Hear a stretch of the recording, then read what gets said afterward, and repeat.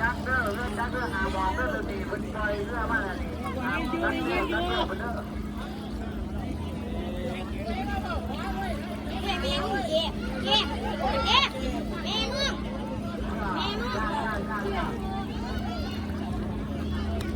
ก็จะพาพี่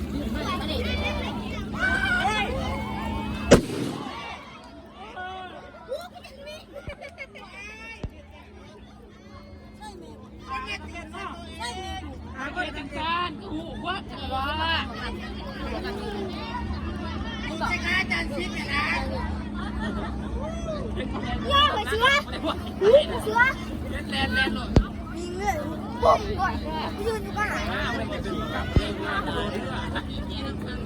อาอีกากันดีเอาอี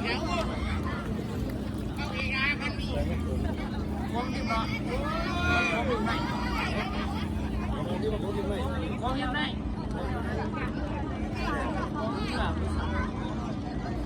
โอ้ยเลือดว่าแน่เลือดเจ็บปวดนั่งคนละ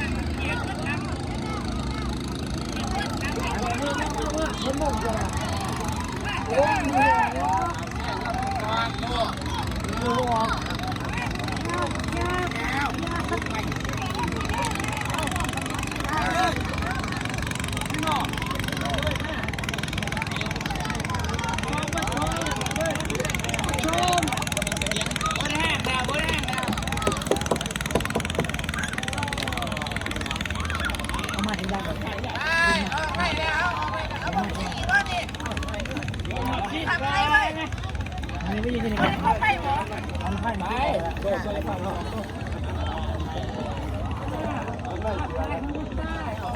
จะจำนวนน้อยจริงๆเราแจกมาให้เขา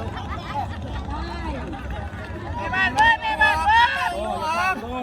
ไม่บ้านเบิ้ลคนเลือดเธอไม่บ้านเบิ้ลตัดให้เลยว่าดิ